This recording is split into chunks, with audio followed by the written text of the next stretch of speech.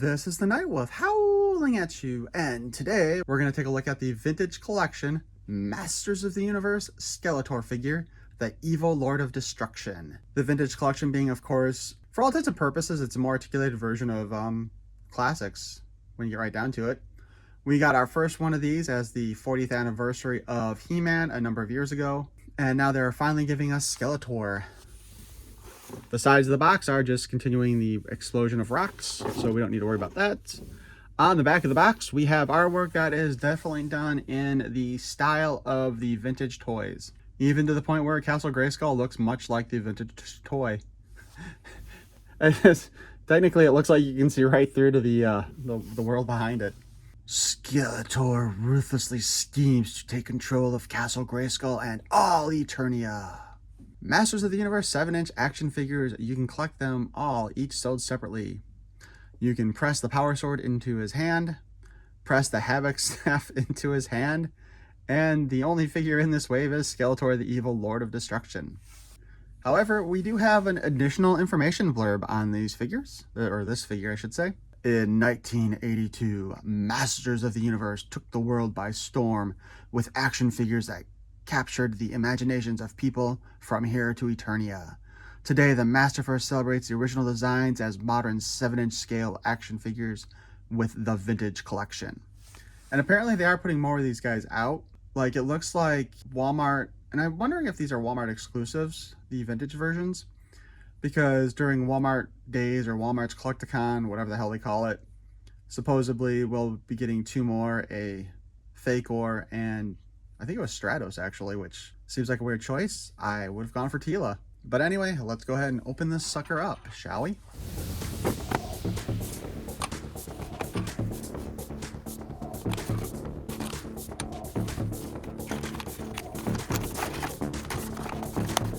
So we get a picture of everything that comes with him. Havoc Staff, Power Sword, extra hands, and the body. Definitely like this interior much better, and I will have to scan that in.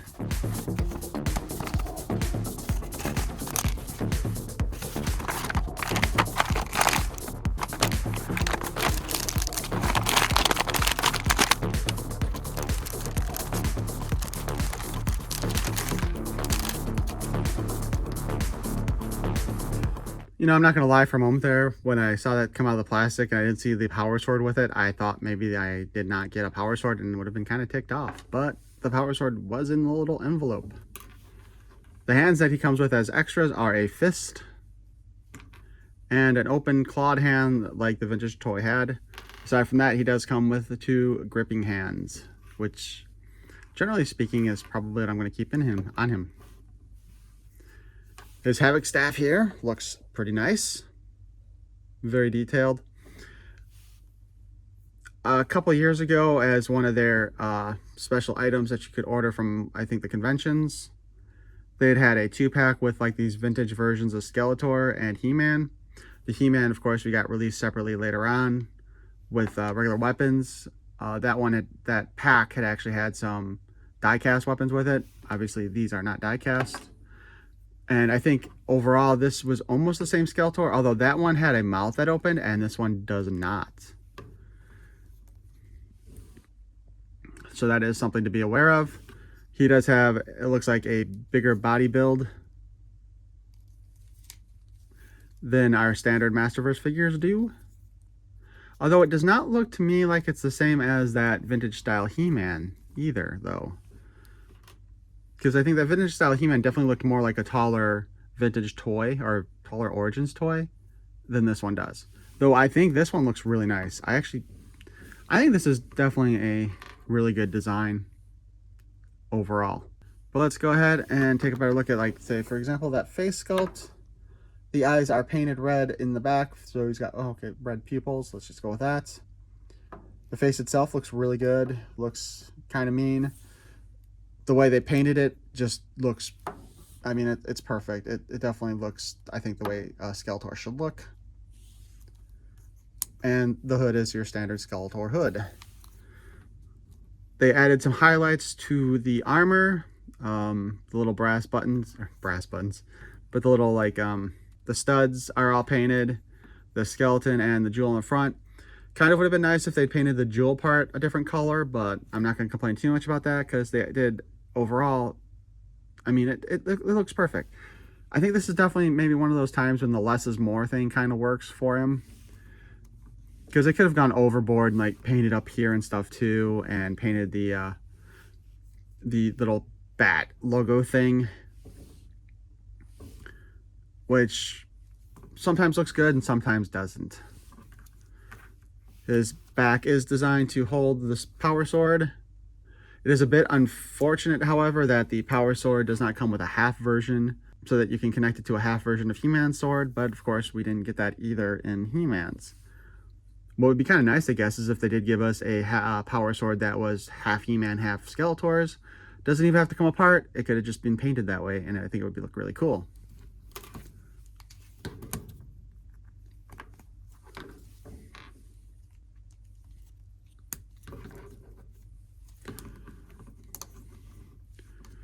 Both bits of equipment fit perfectly in his hands. There's a lot of times, honestly, where the figures don't hold their weapons very well. This one holds it really good. Although, again, the Masterverse does have a better gripping hand than, say, Origins does, which Origins just kind of reused the vintage style hand, and that's probably why there's some problems with it. His skirt piece also comes off, as well as his harness has little buckles to come off.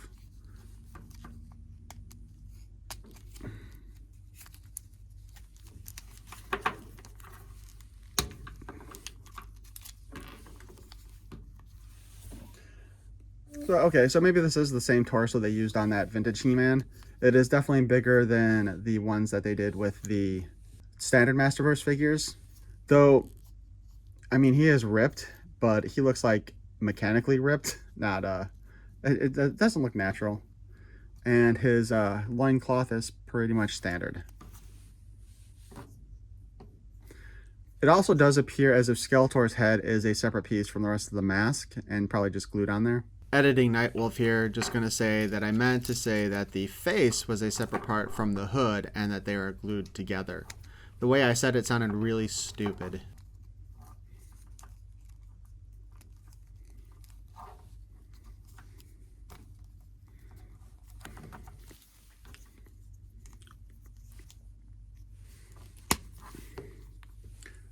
Articulation wise, the head is on a ball joint. The head is on a ball joint, which we technically just saw. You can spin it all around. You can look down. You can look up a little bit. Not as far back, not as far as a look up as a lot of the other figures have had. And we can have them kind of look sideways, you know, the usual. Arm lifts up in a hinges upward just fine. We can spin around.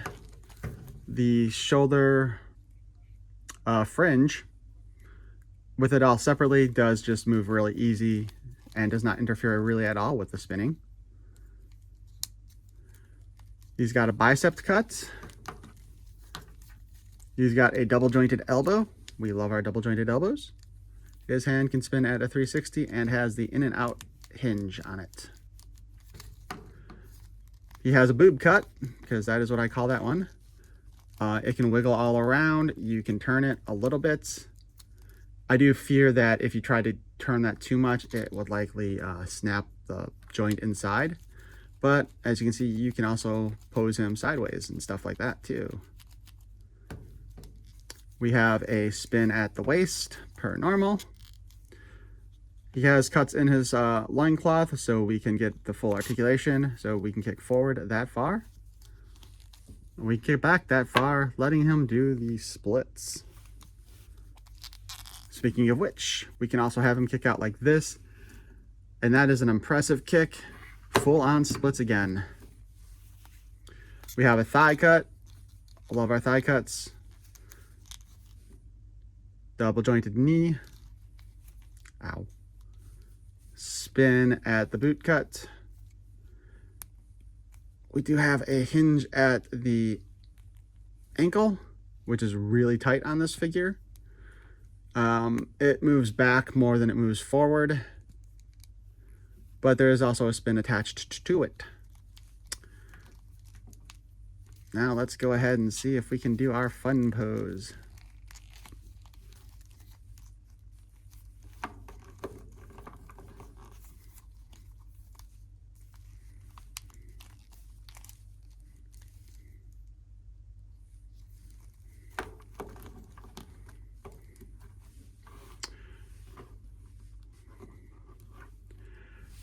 And Skeletor can sit like a Japanese schoolgirl.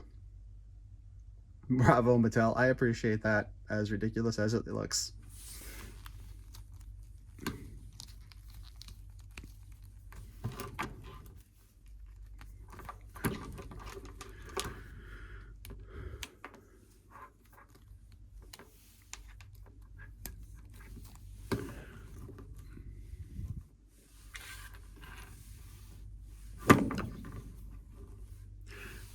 As mentioned before, it does appear that Mattel is planning on giving us more Vintage Inspired Masterverse figures. Technically, the new Eternia ones are kind of based on a lot of old sketches and... well, inspired by old sketches, I should say. That were for prototyping and stuff that never got made.